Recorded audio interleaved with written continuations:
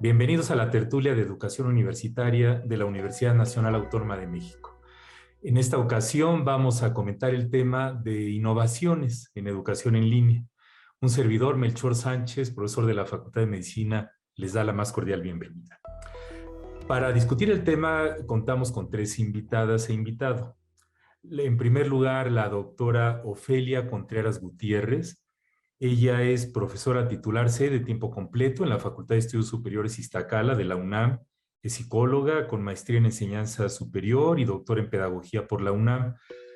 Y tiene un posgrado en diseño técnico pedagógico de programas, entornos y recursos por la Universidad Oberta de Cataluña.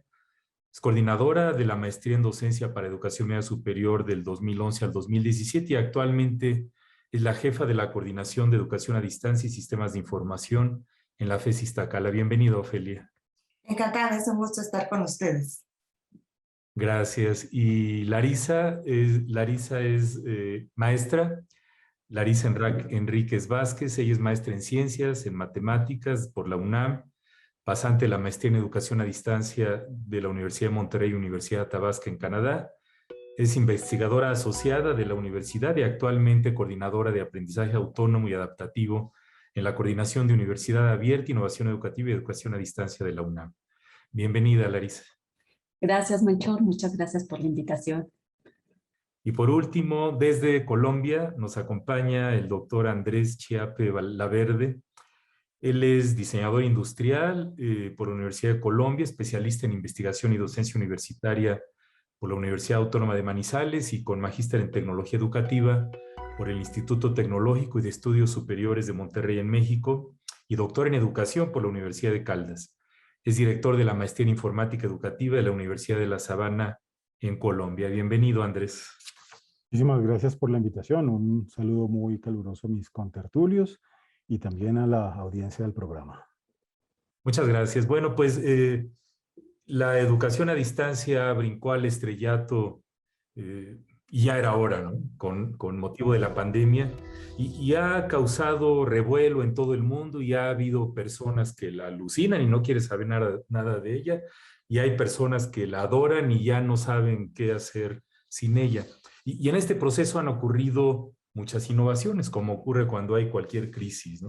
Pues yo les preguntaría, primero, Ofelia, ¿cómo conceptualizar en la actualidad a una innovación y si es diferente innovación en educación de innovación en el resto del saber humano? ¿Y qué papel jugaron estas innovaciones en la respuesta a la pandemia?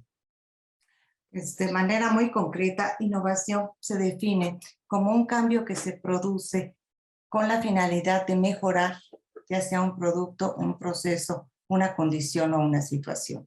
En el caso específico, cuando hablamos de innovación educativa, hablamos de una acción que nos va a permitir mejorar la interacción entre los actores educativos, es decir, entre docentes y discentes, mejorar los medios a través de los cuales nos comunicamos, mejorar los recursos de aprendizaje o mejorar la manera en cómo conceptualizamos y llevamos a la práctica el proceso educativo. ¿Es diferente? En algunos casos sí, en otros no. ¿En qué sí es diferente? Bueno, no tiene un fin lucrativo, como sucedería, por ejemplo, cuando mejoramos productos, que obviamente lo que esperamos es que sean más redituables, que tengan ventajas competitivas en el mercado. Aquí a lo que aspiramos cuando innovamos educativamente es a una propuesta que de manera integral forme un ser humano. ¿Sí? Y entonces, bueno, aquí hay otra serie de condiciones, como valores, como maneras de ser, de actuar. Esto tiene implicaciones muy distintas, sin embargo, pues desde mi punto de vista, la pandemia podría entenderse como un momento de corte en la historia de la educación, tan importante como cuando se inventó la imprenta. ¿Sí? Si quieren, más adelante ahondamos en esto, pero a todos nos obligó a usar tecnología. La UNAM y la mayoría de las universidades teníamos 30 años intentándolo. Y lo habíamos logrado, íbamos a pasito, ahí íbamos. Pero masificarla como lo logramos en esta ocasión a más de 300,000 estudiantes, creo que es de verdad un hito en la historia de la educación. Gracias, Ofelia. Sí, tus reflexiones híjole, dan mucho que pensar. Pues, Larisa, ¿qué agregarías a lo que comentó Ofelia? Yo agregaría que efectivamente, digo, lo mencionó ahorita Ofelia, que la innovación educativa es amplia y yo creo que es compleja.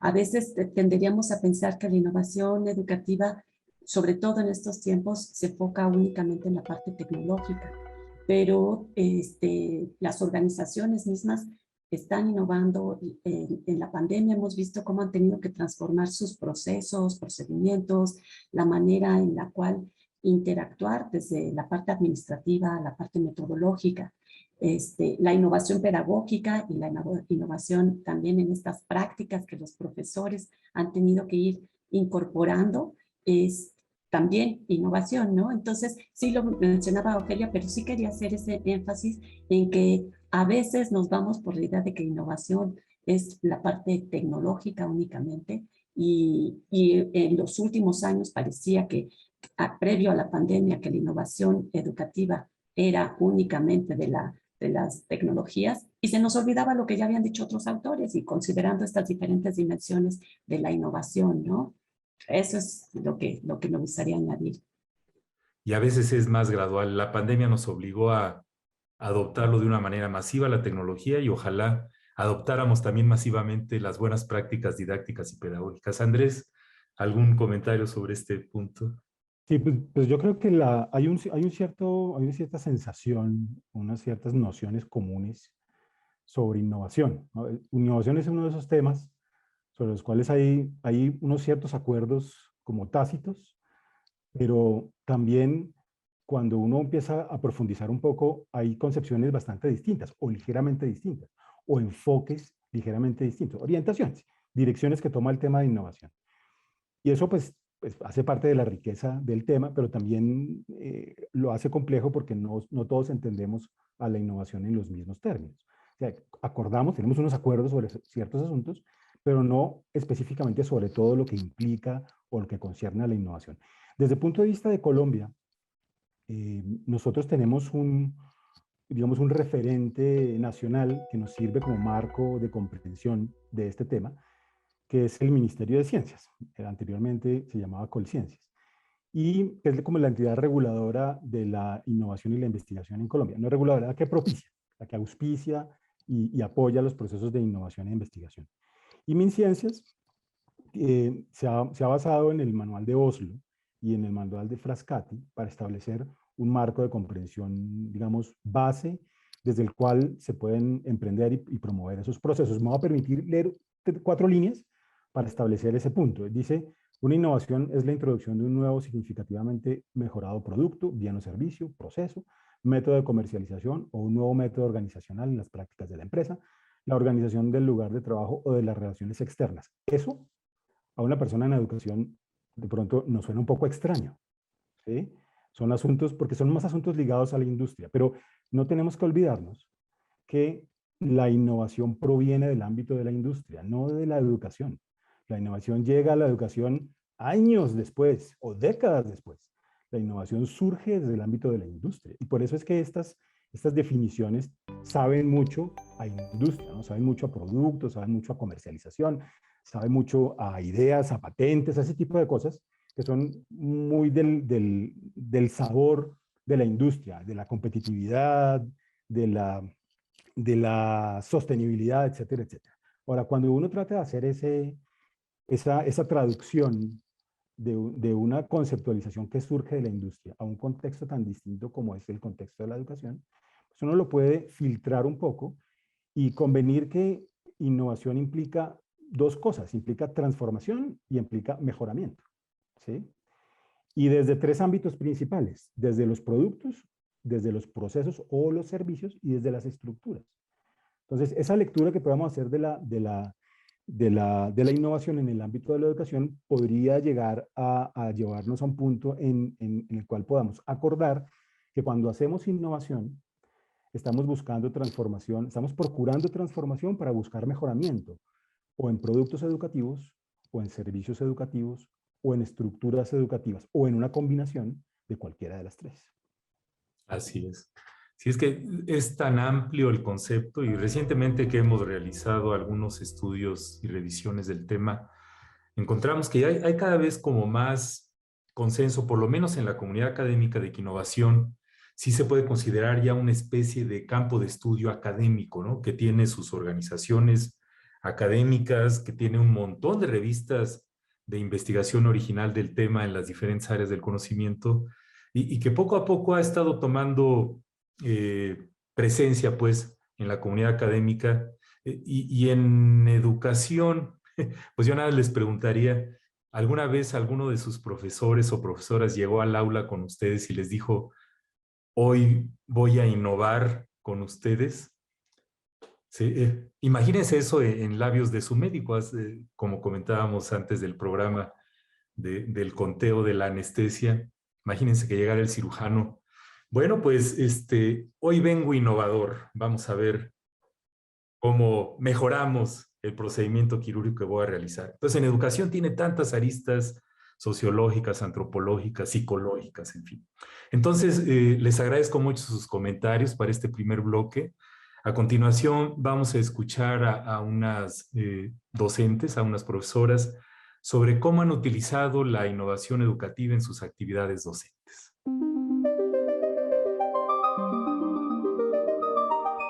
A partir de la pandemia yo no estaba para nada inmiscuida en las actividades, bueno, en la tecnología. Después de ahí he utilizado constantemente estas estrategias didácticas que se han vuelto parte de un año para acá. Todos los días las utilizo prácticamente. Bueno, desde simuladores médicos para mejorar también la comunicación con los alumnos, Classroom, WhatsApp, Moodle, todo esto lo he utilizado constantemente. Antes no estaba empapada en esto, entonces me ha costado trabajo, pero ahora, después de un año, soy una experta. Y gracias al Internet también, ¿no? Que antes no lo utilizaba tanto, la verdad, en las aulas. He utilizado simuladores médicos en odontología. También he utilizado podcast para compartición de conocimiento, donde es más fácil compartir a los alumnos alguna experiencia y, bueno, todas las plataformas en general donde me puedo comunicar con ellos. Bueno, la innovación ha sido un parteaguas en esta pandemia.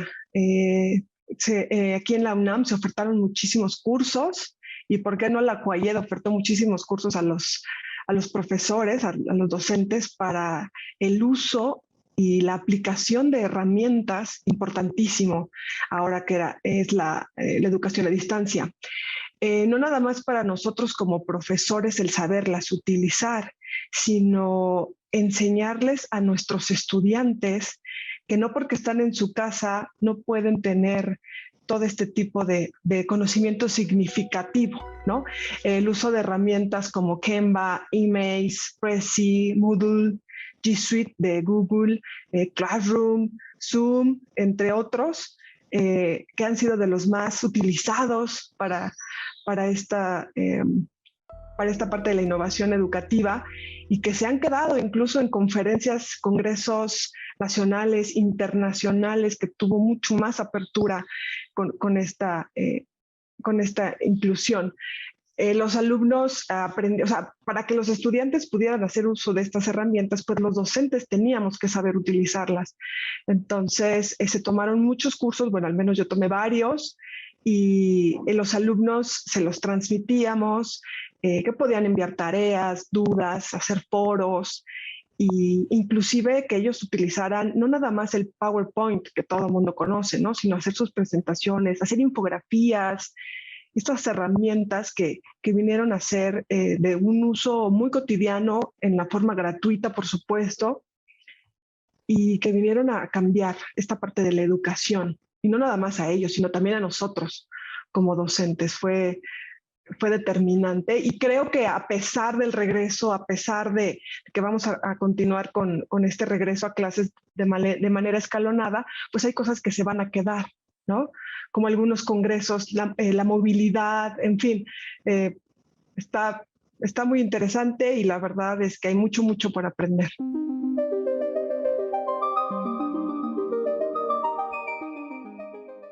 Estamos en la tertulia de educación universitaria de la UNAM platicando sobre innovaciones en educación en línea en el proceso de la pandemia. Para muchas gentes dicen que no hay nada nuevo bajo el sol y me ha tocado en eventos académicos de escuchar a alguien que dice, pues yo no escucho nada nuevo, es lo mismo. El aula invertida, eso ya tiene muchos años, alguna serie de metodologías, sobre todo asociadas con tecnología, que no son nuevas y a veces se refieren a innovación como el producto tecnológico per se, perdón. Entonces, yo quisiera que exploráramos un poquito esto de cuáles han sido realmente innovaciones en educación en línea en estas últimas épocas que estamos viviendo y cuáles han sido como sus pros y sus contras. Larisa.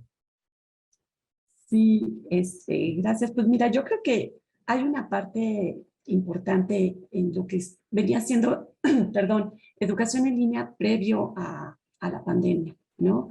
Muchas veces lo que se tomaba en la parte de educación en línea en realidad pertenecía a la educación a distancia, a programas de educación a distancia, donde no se privilegiaba la sincronía, ni este encuentro en tiempo real, ¿no? Con la pandemia, lo que vimos se privilegió mucho en un inicio, sobre todo la parte de estar al mismo tiempo conectados profesores y alumnos, y lo cual llevó a empezar a reinventarse los profesores, ¿no? Y lo vimos en todos los niveles, desde los niveles básicos donde los profesores se disfrazaban o empezaban a poner fondos atractivos y según qué día, según qué mes, cambiaban por festividad, por el tema que iban a dar, para estar llamando la atención de los estudiantes, sobre todo en el caso de niños. Posteriormente vimos que empezaron a modificarse un poco y los profesores ya también se sintieron un poquito más confiados y empezar a explorar otro tipo de dinámicas. Y entonces, lo que yo sí empecé a ver fue más un aprovechamiento más, por ejemplo, de redes sociales, digamos TikTok, Instagram, que además son las que están a la mano de los estudiantes.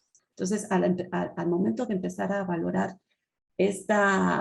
cómo llegar a una gran amplitud de personas, y que con todos los problemas que en Latinoamérica tenemos en relación a conectividad, al costo de tener este servicio de Internet, pues entonces cómo empezar a aprovechar lo que salía más barato también para los propios alumnos. Entonces, utilizar más el Facebook y a lo mejor lo vimos en la misma universidad, de repente comprar muchas licencias de Zoom, de Webex, y de repente los alumnos dicen, prefiero que sea por Facebook porque es lo que me viene incluido en mis datos, ¿no? Entonces, ¿cómo empezar a mediar esa parte en otro ámbito que salía del foco al que normalmente estaba destinado la educación en línea y la educación a distancia? Yo creo que quizás esas son de las grandes lecciones que a los que llevamos mucho tiempo trabajando en educación a distancia y educación en línea también nos deja esta pandemia.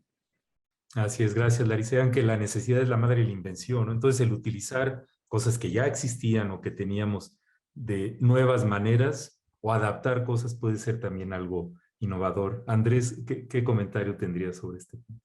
Pues yo creo que una de las grandes lecciones que nos ha dejado este evento desafortunado de los últimos 18 meses, por lo menos en educación, tiene que ver con que más allá de encontrar en las tecnologías un factor que nos permitió reaccionar, ¿cierto? Una reacción rápida ante estas circunstancias y pasar un proceso de migración de presencialidad a virtualidad o reafirmar los entornos virtuales como una solución. Más allá de eso, cuando pasamos esa ola de shock de la reacción, nos empezamos a dar cuenta que utilizar tecnologías como un factor, digamos, de innovación, pues bueno, sí que trae algunos elementos muy interesantes porque las tecnologías son en sí mismas muy potentes desde el punto de vista del impulso de procesos de transformación, ¿no? Son deslumbrantes, son atractivas, ¿sí? Tienen esa característica, ¿no? Y se enganchan rápidamente, pero también es importante reconocer que esa atracción se pierde también muy rápidamente. Y nos empezamos a dar cuenta por varias circunstancias que empezar procesos de innovación educativa por vía de tecnologías, en algún momento hace de las tecnologías un espejismo, pero muchas veces nos impide mirar que ante procesos tan dramáticos de transformación en el contexto como fue la pandemia, yo creo que la gran lección, yo creo que iría por ahí, ¿sí? Concentrémonos en lo que está debajo, en lo que tiene sustancia y lo que debería estar cambiando para que realmente podamos tener unos procesos de transformación educativa que nos impulsen hacia futuro, ¿eh? Gracias, Andrés. Ofelia.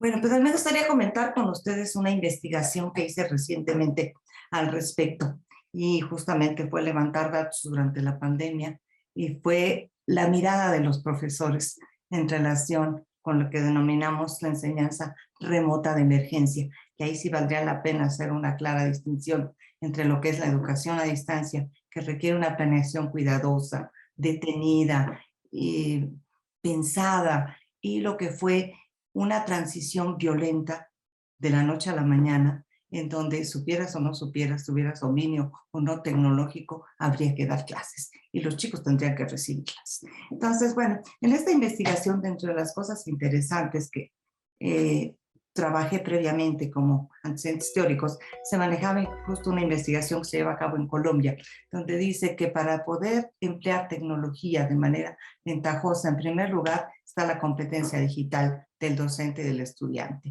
En segundo lugar, está la actitud del docente hacia la tecnología. Y en un tercer momento está lo que vamos a denominar la integración de la tecnología como elemento didáctico pedagógico. No se trata de usar tecnología, se trata de incorporarla al core del proceso educativo, ¿sí? Por eso hablamos de diseño tecnopedagógico. Bueno, pues esos profesores a mí la verdad me dieron muy gratas sorpresas.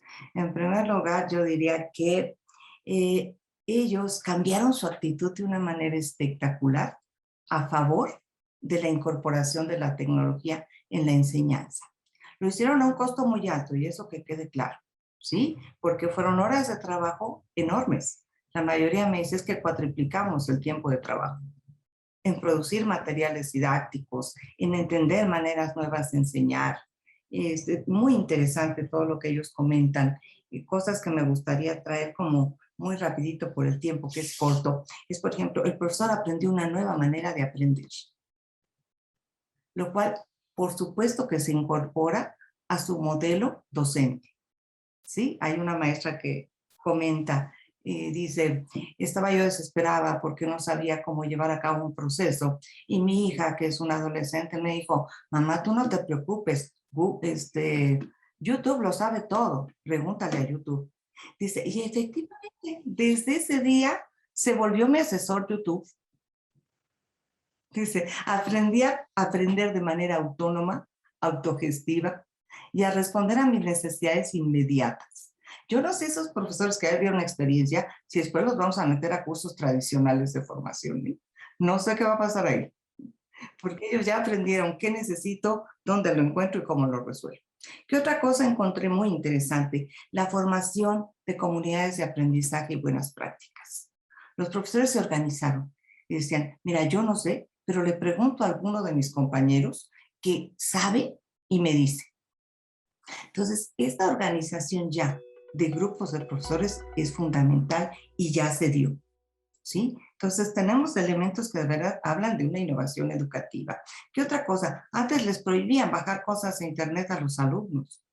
Ahora se los piden, ¿sí? Por el lado de los estudiantes que encontré, pues ahí me encantó todavía más, porque ahí sí fueron mis propios alumnos de la licenciatura, que les pedí que me hicieran un trabajo como final del curso, y dentro de las cosas que ellos solitos pusieron, porque yo no se los pregunté, fue, ¿sabe qué? Aprendí a ser autónomo, aprendí a regularme, aprendí a llevar por mí mismo mi proceso de aprendizaje. Yo dije, si esto fue la pandemia, bendita pandemia. ¿Sí? Yo sé que es terrible, y lo digo de verdad con todo el respeto, con todo el sentimiento de la gente que hemos perdido, pero si logramos que nuestros alumnos se volvieran autónomos, si logramos que nuestros profesores incorporaran a su modelo docente el empleo de la tecnología, no como tecnología, sino como herramienta didáctico-pedagógica, de verdad hicimos una innovación como hace siglos no veíamos en educación. Muchas gracias, Ofelia. Sí, pues qué padre que compartas datos tuyos, ¿no? Porque siempre uno de los retos que tenemos es la a veces limitada generación de conocimiento original de nuestro contexto y de nuestras realidades. Hicimos tantas cosas que podrían catalogarse como innovadoras, pero como comentaste ahorita, uno puede hacer varias cosas y el profesor, llamémosle normal, puede no ponerle la etiqueta técnica de que esto que hice yo fue aula invertida o pedagogía informada por trauma o algún nombre académico sofisticado, pero que al final de cuentas se constituye en una innovación en el contexto, ¿no? Muy bien, pues muchísimas gracias por sus comentarios. A continuación vamos a pasar a una pausa y los invitamos a contactarnos a través de los medios virtuales que aparecen en pantalla.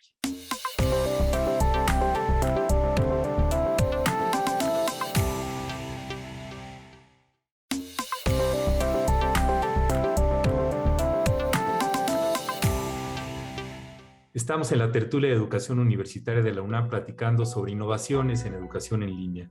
Siempre que hay una crisis o cuando se le obliga a uno ahora sí que a salir de alguna situación, como cuando aprende uno a nadar y te avientan al lado hondo de la alberca, uno puede ser innovador en las técnicas de natación y no reflexionar si esto es crawl, dorso, pecho, mariposa, etcétera. Y en educación, los estudiantes y profesores han hecho muchas cosas innovadoras. ¿Qué pueden hacer, Andrés, los profesores y estudiantes para incorporar estas cosas que han surgido en los últimos tiempos en educación en línea y cómo pueden apoyar las universidades este proceso? En la palabra sensatez creo que está a la base digamos, de la ecuación. Porque de alguna manera, bueno, de alguna manera uno agradece mucho la iniciativa de los profesores, ¿no? O sea, aquellos profesores que se ponen el morral al hombro y se empoderan y generan una cantidad de procesos interesantes. Uno siempre agradece eso, pero no siempre ese tipo de procesos terminan, digamos, pudiendo ser sistematizados, enfocados institucionalmente y muchas veces no se le saca el jugo, el provecho que se le podría sacar al asunto. Yo pensaría que desde el punto de vista institucional e inclusive desde las mismas prácticas de los maestros, conviene que la innovación esté, digamos, enmarcada dentro de lo que se conoce como procesos de aseguramiento del aprendizaje, que no es otra cosa, sino lo que hace muchos años se llamaba alineación curricular. ¿De qué se trata eso? Es un término que parece como complicado, pero realmente es muy sencillo. Cualquier experiencia de aprendizaje tiene al menos 4 componentes muy grandes. Tiene más 4 componentes principales. Está el saber que se va a enseñar, están los objetivos de aprendizaje sobre ese saber que se quieren lograr con los estudiantes, está la propuesta de enseñanza de ese saber y que se lanza o se traza para cumplir esos objetivos, y están los procesos de evaluación, ¿sí?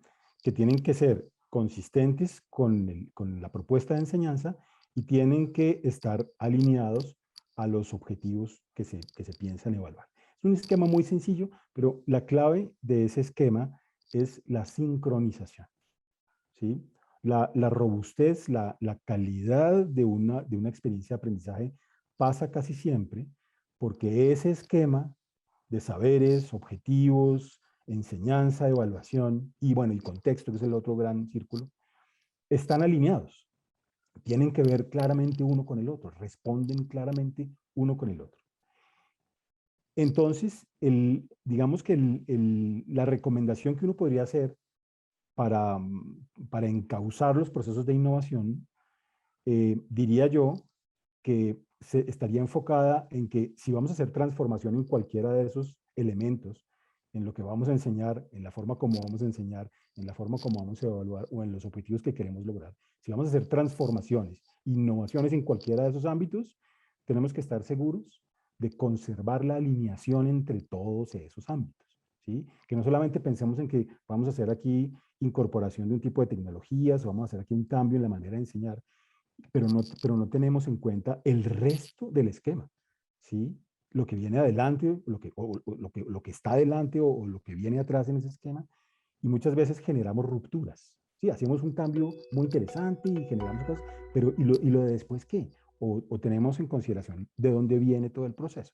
Entonces yo creo que la consideración sobre la sensatez y la orientación hacia la innovación iría por el camino de asegurarnos de que la consistencia entre esos elementos, cuando estamos haciendo esos cambios, cuando estamos proponiendo esos cambios, se conserva y que sigue siendo un proceso robusto y alineado.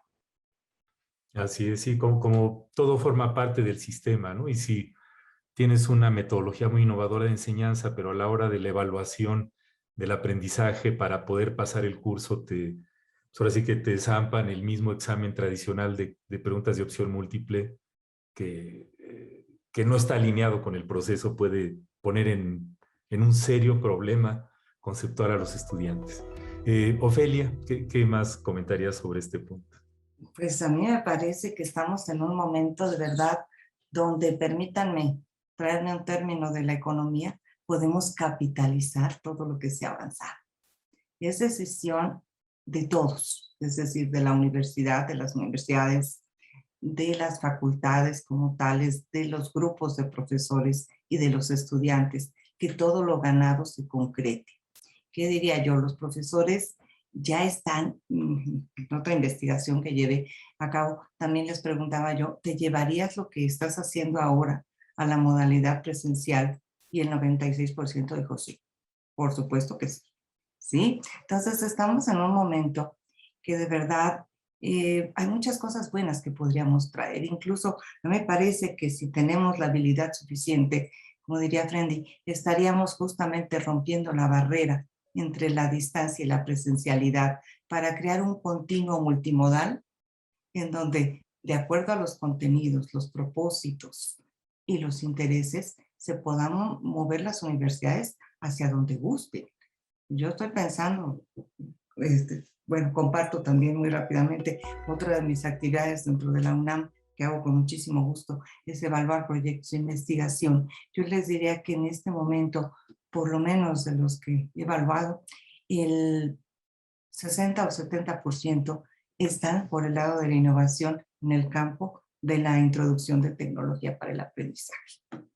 Entonces, es un momento de verdad muy interesante que tenemos que pensarlo y ponerlo en práctica. Por ejemplo, en este momento podríamos decir que asignaturas se van en línea y la gente no lo va a sentir. Al contrario, va a ser continuidad. ¿Cuáles sí requieren la presencialidad? Hay algunas que sí la requieren. ¿Y cuáles podríamos manejar de manera híbrida? ¿Sí? E insisto, todo lo que se ha aprendido, tratar de reunirlo. Insisto, tuvo un costo alto, porque de verdad hay la brecha digital de la cual no podemos salvarnos, tendríamos que pensar cómo la resolvemos. Pero en general creo que sí habría muchas cosas buenas que traer a la educación. Gracias, Ofelia. Pues, Larisa. Sí, pues yo agregaría que tiene que haber como apertura, ¿no? Y apertura quizás ya más en el sentido, ahora sí, institucional, para aceptar algunos de los cambios. Durante muchos años previos a la pandemia, había cosas que ya se estaban discutiendo, ¿no? Esta parte de renovar a las universidades, de hacerlas más flexibles, de cambiar curricularmente los programas, de la interdisciplinariedad, una flexibilidad quizás también en esta parte entre lo mixto, lo totalmente a distancia, y sin embargo no se podía. Hoy los profesores, como comentan Ofelia, Andrés, han quedado convencidos. O sea, hubo una sacudida y los incorporó y han adoptado una serie de prácticas, han adoptado una serie de tecnologías, han modificado en muchos casos la manera también de evaluar y de entonces tener toda una estrategia que sea mucho más acorde a los nuevos tiempos y además considerando a cada uno de los estudiantes. Y entonces ahora el reto viene de las instituciones. ¿Cómo realmente vamos a estar abiertos a esas nuevas propuestas pedagógicas de los profesores, donde a lo mejor hay que cambiar curricularmente, donde a lo mejor tengo que darle mayor peso a la evaluación formativa y no a la evaluación sumativa, donde en determinado momento ciertos procesos que se tenían que hacer de manera presencial, pues los voy a volver a mantener en línea y voy a poder incorporar una serie de acciones y de actividades administrativas que antes no era posible hacerlas en línea. A raíz de la pandemia se tuvieron que hacer y cómo las voy a mantener. Entonces yo creo que ahorita el reto está en estar abiertos a esos cambios. Una parte, en los distintos modelos de innovación se habla de la evaluación como una fase importante para que realmente se pueda implementar e implantar una innovación y se haga una transformación. Entonces, ¿dónde recuperamos estas evaluaciones en los distintos ámbitos, tanto organizacionales como en la parte de contenidos, como en la parte de prácticas educativas, para de ahí empezar a sistematizarlas, a meterlas realmente en ese sistema, hacer esa cultura de innovación y que de verdad entonces se pueda dar una transformación?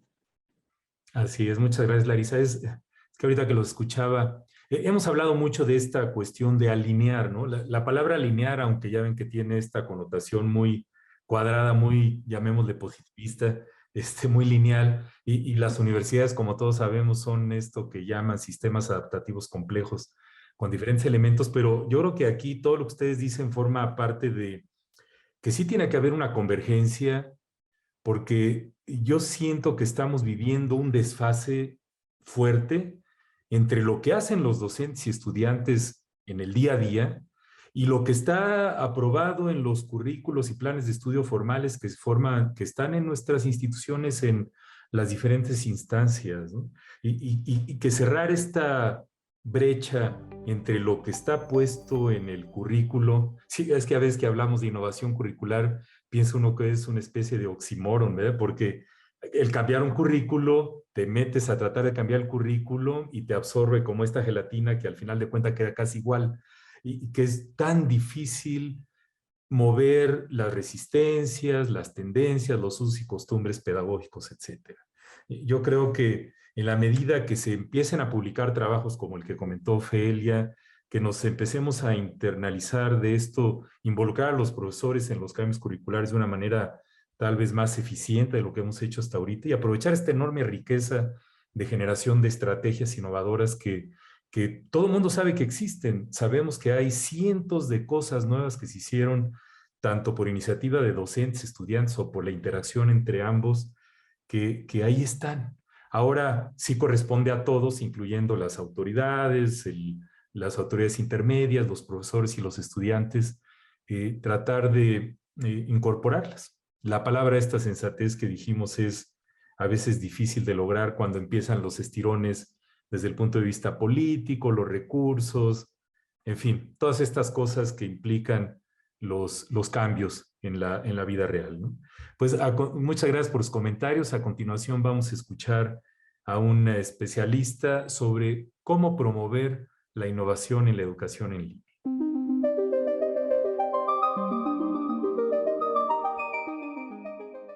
Creo que un primer paso sería entender qué es innovar. ¿Qué significa que algo sea o represente una innovación?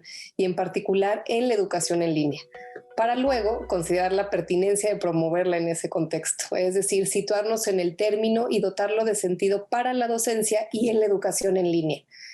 Innovar no necesariamente significa reemplazar lo anterior o eliminarlo, ¿no? Sino también representa las adecuaciones o replanteamientos, por pequeños que sean, precisamente a partir de lo que yo he establecido y que representan nuevos aprendizajes, ¿no?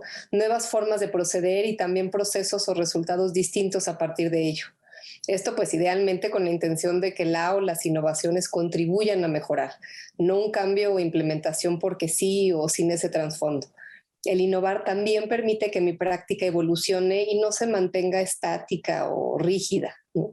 Promover la innovación desde esa perspectiva también nos permite visualizarnos dentro de ella como actores que aportamos a la innovación que se plantea desde nuestra propia experiencia y la reflexión que cualquier innovación nos provoca respecto a nuestro quehacer, respecto a lo que ya hemos y estamos realizando, en este caso en el contexto de la educación en línea. En ese sentido, promover la innovación también desde este punto de partida nos sitúa en un lugar con mayor agencia y apropiación de la innovación, y no como algo enteramente nuevo y que aparenta ser ajeno. Como consumidores o beneficiarios de las innovaciones, me parece muy importante identificar lo que es una moda o una tendencia que tiene ímpetu en el momento. No situarnos únicamente en lo que representa que sea la punta de lanza porque alguien lo dice o porque confundimos emplear la última tecnología como un sinónimo de innovación. A veces son esos pequeños cambios, ajustes, pues los que hacen que la innovación sea útil o de provecho para nuestra práctica y que no siempre está ligada al uso de la tecnología.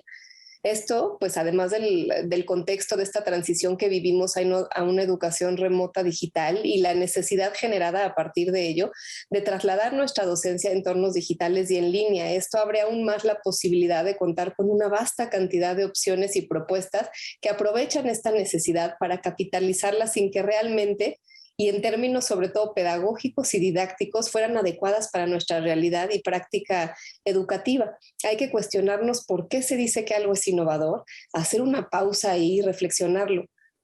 Pero realmente lo es, ¿no? Y sobre todo preguntarnos, ¿es adecuado a mis necesidades y funciones? Para promoverles es necesario que eso se exprese, aunque sea a grandes rasgos. ¿En qué consiste la innovación? ¿Qué implica? ¿Cuál es el argumento que hay detrás de su promoción para que yo tenga la oportunidad de decidir, y con respecto a mi práctica, lo que esa innovación me representa a mí y a mis estudiantes? ¿Qué estoy mejorando a partir de ella? Y así apropiarme de la innovación y llevarla a mi ejercicio de docente. En ocasiones podemos concebir la innovación como algo que necesariamente va a revolucionar de forma sin precedente nuestra docencia o nos va a resolver por sí sola los retos o necesidades que presentamos en la docencia.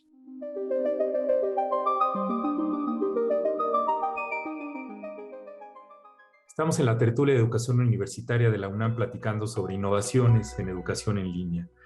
Como siempre, es un tema muy amplio que tiene muchas aristas y hay un montón de términos que para algunos pueden ser nuevos o no, como pedagogía de la gratitud, pedagogía con justicia social, la pedagogía informada por trauma y una serie de métodos y estrategias como la evaluación oculta que puede ir en algunas estrategias de gamificación. En fin, hay muchas cosas que pueden considerarse nuevas, pero en términos de lo que hemos cosechado como, ahora sí que como comunidad educativa en los últimos tiempos, pues hay muchas cosas que hacer todavía, ¿no? Les pediría, Larisa, algunas conclusiones, reflexiones finales para cerrar el programa. Sí, sí, muchas gracias. Pues efectivamente coincido con lo que dices, Melchor. Queda mucho por hacer y queda mucho por recuperar lo que se ha aprendido y sobre todo no perderlo, ¿no? Hace un momento justamente tenía una plática con profesores y estábamos revisando diferentes estudios en los que algo que identifican tanto los alumnos como profesores es que han desarrollado mayores habilidades de autorregulación, de autoaprendizaje, de autonomía, ¿no? Durante esta pandemia. Y lo que les preguntaba a los profesores, ¿cómo lo rescatamos? O sea, ¿cómo recuperamos habilidades que yo creo que son deseables en cualquier estudiante, en cualquier sistema, sea en línea, sea abierto, sea presencial? ¿Cómo recuperamos eso que ya hemos ganado? ¿Y cómo lo seguimos ejerciendo y manteniendo esos espacios donde los estudiantes puedan ejercer esa autonomía y esa autorregulación? Y entonces diría lo mismo para la parte de las prácticas docentes en determinado momento, la parte que comentábamos en el bloque anterior con respecto a la organización, a la parte administrativa de las instituciones, cómo recuperamos.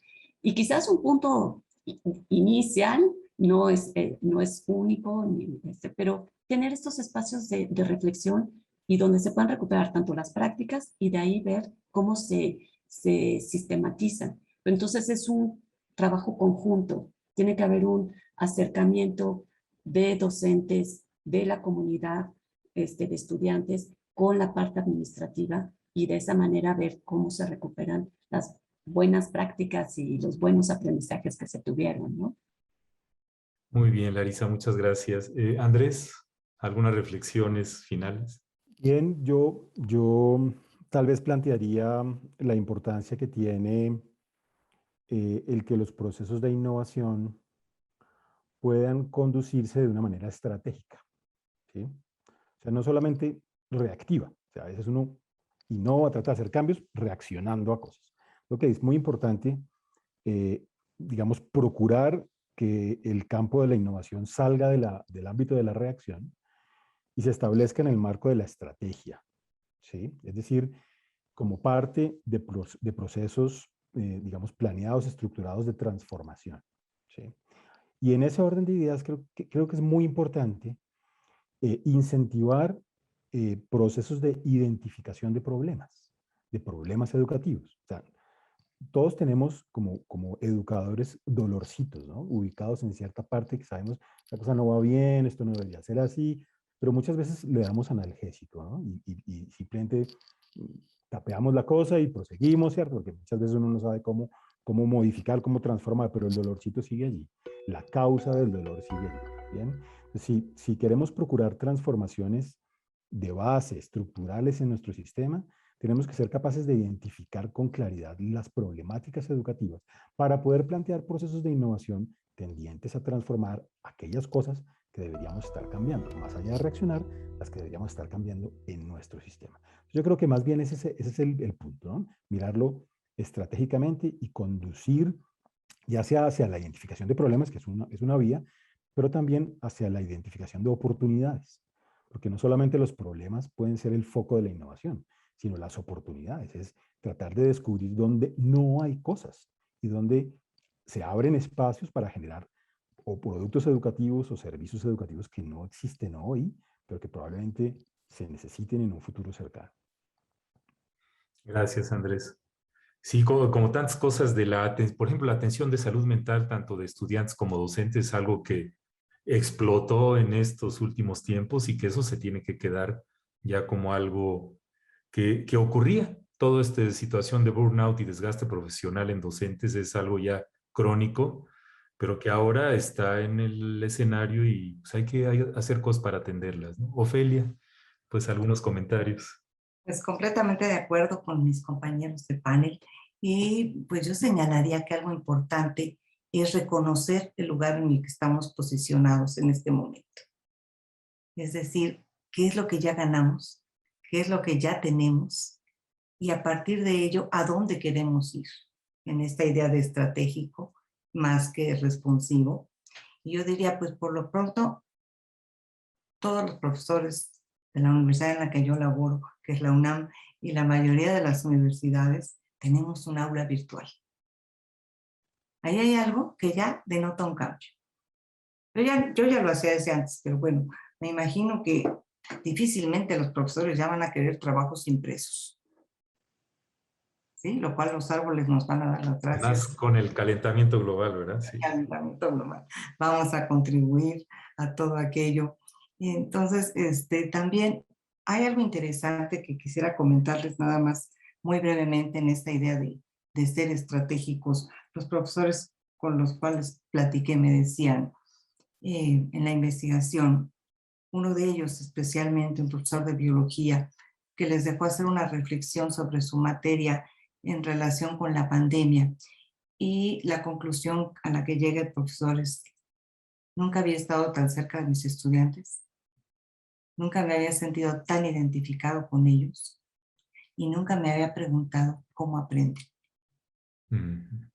¿Sí? O sea, de verdad, en este momento, los profesores estamos muy abiertos porque estamos viviendo lo mismo que ellos. A nosotros también nos da mucha pena que nos falle el Zoom, que no sepamos subir un archivo. O sea, esa identificación y ese momento, de verdad que vale la pena tener muy claro a dónde vamos. Yo me imagino a una UNAM que se convierta en una universidad por completo híbrida, por ejemplo. Muy bien. Sí. Que son mis buenos deseos. Bueno, pues muchísimas gracias. Gracias, Ofelia. Sí, es esta sensación que tenemos en todas estas etapas del proceso que hemos vivido durante la pandemia, que parece que nunca va a acabar, y ya ven que los expertos dicen que ya una vez que sea endemia, pues nos acostumbraremos a ella y ojalá las vacunas sigan proliferando por todo el mundo y se convierte eventualmente en una gripe más. Pero en fin, esta continuidad que requiere modificar nuestra cadena de incentivos y recompensas institucionales en la academia, que no es nada sencillo, porque si uno ve a los innovadores como esta curva sociológica de Rogers de innovadores, de adoptadores tempranos, innovadores, etcétera, sobre todo los muy innovadores a veces están fuera de lugar en los esquemas formales educativos tradicionales, ¿no? Y al contrario, se sienten tan oprimidos que se salen, como Steve Jobs, como Bill Gates, y párenle otro montón de gente que son catalogados por todo el mundo como innovadores, ¿no? Entonces, esto que nuestras instituciones tradicionalmente muy conservadoras nos pongamos las pilas para el escalamiento, los incentivos, el reconocimiento a los docentes, los premios de múltiples tipos, no nada más financieros, para estimular la innovación educativa, yo creo que deben de formar parte ya de nuestro, llamémosle DNA, trans y pospandemia, ¿no? Una de las cosas es esto de crear comunidades de aprendizaje, y a pesar de que el concepto de comunidades de aprendizaje no es nuevo, lo que está surgiendo ahora es que con la educación en línea se pueden hacer comunidades de aprendizaje preciosas, ¿verdad? Como dicen, chulas de preciosas en términos de motivación, de pasión, de echarle ganas y de motivar gente y de ir creciendo como bola de nieve. Y tienen mucha razón, Andrés, Larisa, Ofelia, estamos como en este punto de inflexión que la historia nos juzgará, pero independientemente de que debemos de salirnos de la cultura esa de designarle la culpa siempre al de al lado y adoptar cada quien su responsabilidad individual, pues sí, no me gusta la palabra presionar, ¿no? Pero sí insistir con todos nuestros recursos al alcance, que todos los elementos del sistema hagan lo que les corresponde para generar sinergias en este sentido.